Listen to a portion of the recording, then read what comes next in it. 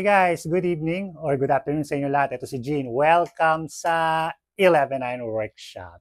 Okay guys, so before we go on, gusto ko yung pasalamat sa inyo. Maraming salamat sa inyo. Walang sawang pagsuporta sa 11-9 Workshop. Sa lahat ng nagla-like, nagko-comment, nag-share sa ating vlog. Thank you so much. At kung di pa subscriber guys, subscribe naman kayo dito sa 11-9 Workshop. Okay? So, let's go to our topic for today guys.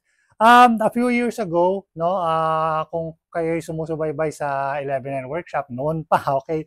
So, meron akong binlog noon na top 5 na tools ng isang woodworker or yung essential tools na kung gusto mong mag-start ng pag-woodworker or pag-DIY, no, guys?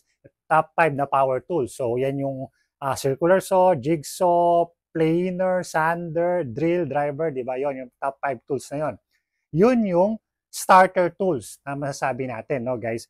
Pero, dugtungan natin yan a few years later, no? Dugtungan natin ngayon, bibigay ko naman sa inyo yung top 5 na tools na malalaki. Okay, malalaki na to.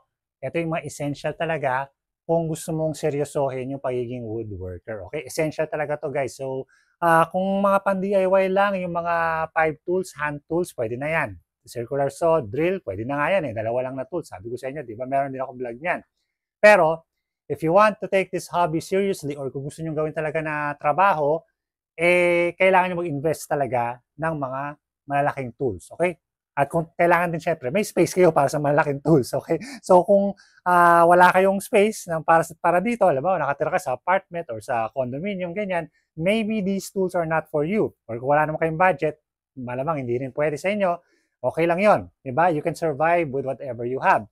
Pero sabi ko nga sa inyo, if you have the budget, if you have the means na mag-ipon or meron kayong workshop like this one, no, na maliit na space for these tools, these are essentials. Okay? So tara, magsimula tayo. And I've been thinking about this for like ilang araw ko pinag-iisipan kung ano ba talaga yung top 5 tools, yung mga tools na talagang ako mismo hindi ko dito pwedeng wala sa workshop ko. Mawala na ibang tools, mawala na ibang malalaking tools, wag lang itong mga to, okay? So, tara, check natin yung 5 tools na yan. Of course, guys, ang pinaka-importante na cutting tool sa isang workshop is the table saw. No question, table saw talaga. Kung talagang gusto mag-invest, maglagay ka ng dalin mo ang yung woodworking skills to the next level, table saw is the way to go. Not miter saw. Miter saw, may silbi yan, syempre, pang cross-cut. Pero, lahat ng pwedeng gawin ng miter saw ay kayang gawin ng table saw. Pero yung kayang gawin ng table saw, hindi kayang gawin ng miter saw. No? So, table saw talaga. Number 1 tool. Okay? So, there's so many things you can do with the table saw. You can mag-rip cut, cross-cut, angled cuts, no? Iba-ibang klaseng cuts, ang daming jigs na pwede mong gawin. Gawan mo siya ng kung ano-anong jigs para makakakuha ka ng iba-ibang klaseng cut.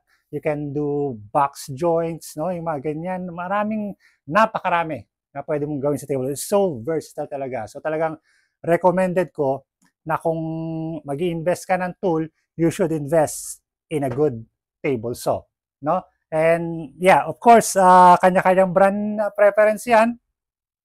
I have a Lotus table saw. Not because na gusto ko to, pero ito lang ang meron ako. Okay, so, alam niyo na yung story nitong table saw na to. Hindi ko to binili. This was donated to me. Pero I still use it. It still works well, no? So, investment talaga to. Mahal ang table saw, guys. May mga murang table saw, mga around 5,000, yung mga used, no? Okay lang yun. Okay lang kahit na used na. Basta gumagana pa rin na maayos. You can still use it. Okay na okay yan. Pero kung investment talaga, go for the high-end brands na, Bosch, no, DeWalt, ganyan, yung mga Makita, ganyan, yung may rack and pinion na fence, those are really awesome na tables, so very accurate and very talaga essential talaga yung mga ganun, no? Pero kung nagsimula pa lang kayo, walang masama na mag-invest sa medyo hindi kamahalan table saw. This one is Lotus, low-cost table saw. Meron din yung Powerhouse, Inco. Basta okay lang siya, basta gumagana siya, basta square siya, that's it, no? So, you don't have to, hindi na kailangan i-overthink ang table saw, okay? So, dyan talaga, kailangan lang talaga nyo ng table saw kung talagang gusto nyo magseryoso sa woodworking. So, guys, The next na necessary na big tool kung gusto nyong i-level up ang yung woodworking is the router table. No? This one, hindi nyo kailangan bilhin. Ang kailangan nyo lang bilhin dito is yung router. And then, pwede kayong gumawa ng router table. Okay? So, pili lang kayo ng magandang klaseng router. Kailangan medyo malakas, around 2,000 watts, no? Para kayanin lahat, mga hardwoods. Kaya yan. Plunge router, very important na kailangan plunge router yung gawin yung router table para mas madali nyo siyang iangat, ibaba, no guys? Tapos, kailangan nyo na something na mag-aangat sa kanya.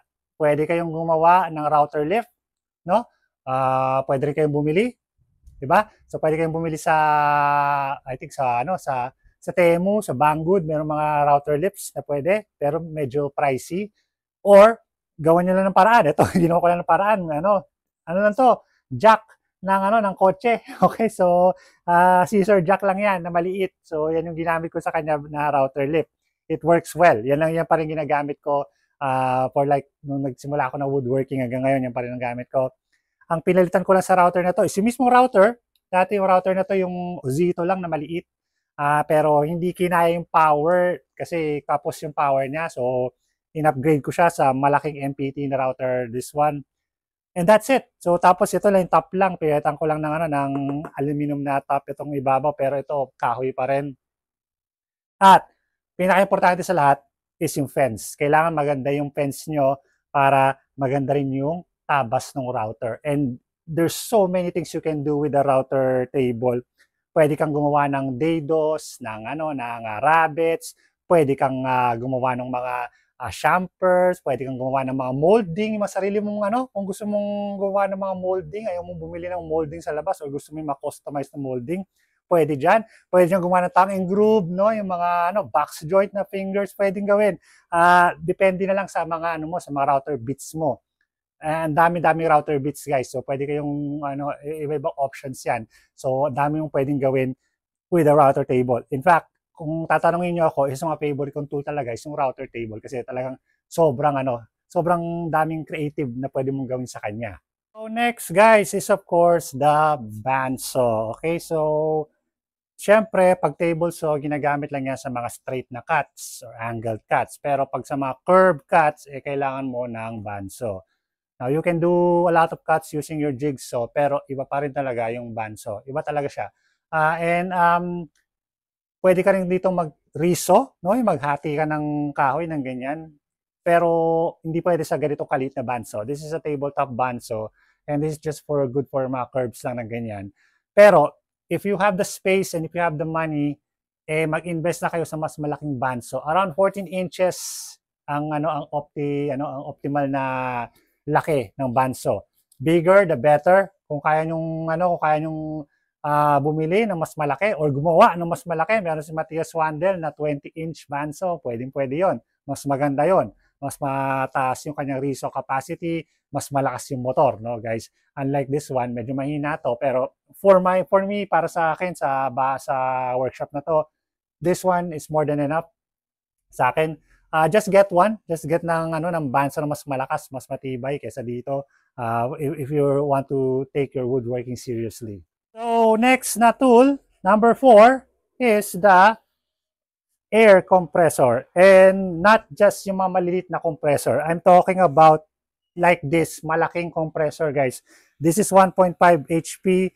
I think it's 70 gallons yata. Nakalimutan ko na. Pero, yeah, big one, no? Kasi, ito talaga yung parang hindi ka mabitin. Okay? Ito yung optimal na size para hindi ka mabitin sa brad nails. Okay lang kung brad nails lang gagamitin mo. Kung sa pagwa-brad nails, ito, ganito, yan.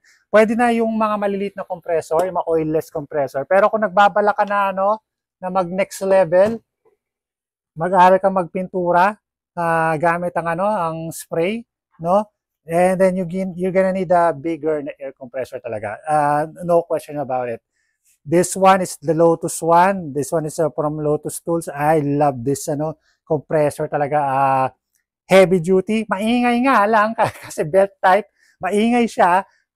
So hindi ko siya ganong ginagamit. Lalo pag gabi, nakaka-istorbo tayo. Pero mabilis naman siya magkarga, no? So okay lang kasi mabilis siya Mabilis siya magkarga. Pag nakarga na niya itong tangke niyang to, usually, ginagamit yung brad nail na yan. Maghapon ko nang gagamitin yung brad nail, hindi pa siya mag-recharge. Ganon siya ka-effective, no? Pero pag mag-spray ako, mabilis siya maubos, no? Mabilis siya mag-recharge. Pero okay lang yon kasi hindi naman ako lagi nag-spray. Okay? So, brad nails lang ang ginagamit ko. Pero, yun nga, kung gusto nyong i-next level ang inyong woodworking, invest kayo sa magandang klaseng compressor, malaking compressor. At least 1 horsepower and above yung ano nyo. Mga maybe 1.5 to 2 horsepower, ganyan. Okay yun. Maganda yun. Alright guys, so last but not the least, of course, kailangan mo talaga ng thickness planer. Okay? So, and to some extent, jointer na rin. Okay? So, itong jointer ko, DIY lang, no? Na planer lang na inverted. 3 inches lang siya yung jointer niya. Pero, that's more, that's enough for me. Pero kung kaya nyong mag-avail ng mas malaking jointer, mas maganda. Pero I think mas importante pa rin yung thickness planer. Okay? So, kasi napakahirap magkatam kahit gamitin mo yung power planer, electric planer, no? Mahirap. Pero pag meron ka thickness planer, easy na lang, no, guys? So, kung like ka gumagamit ng mga hardwoods or kahit palutsina, talagang must have ang thickness planer. Kung ginagawa mo na puro plywood, malamang di mo na kailangan ito. Pero yun nga, kung gusto mo na mag-level up, no, kailangan mo talaga mag-invest sa thickness planer. Get one good quality. Merong mga thickness planer na makita and DeWalt na talagang top of the line. Yun naman magandang klaseng thickness planer. This one is a powerhouse. Okay na siya. For me, it's fine. It's fine na hindi ko madalas ginagamit. Pero kung talagang gusto mo ng production or seryosohin yung pag woodworks, get something na better quality brand na thickness planer. Okay? So, yun. This is the top 5. No? So, ito yung pang 5 talaga. And I think talagang hindi ako nagsisi na kumuha ako ng thickness planer kasi talagang napadali nito yung trabaho ko sa pag woodworks. Okay guys, so yan yung top 5 na big tools kung gusto mo mag-level up sa iyong woodworking. Okay?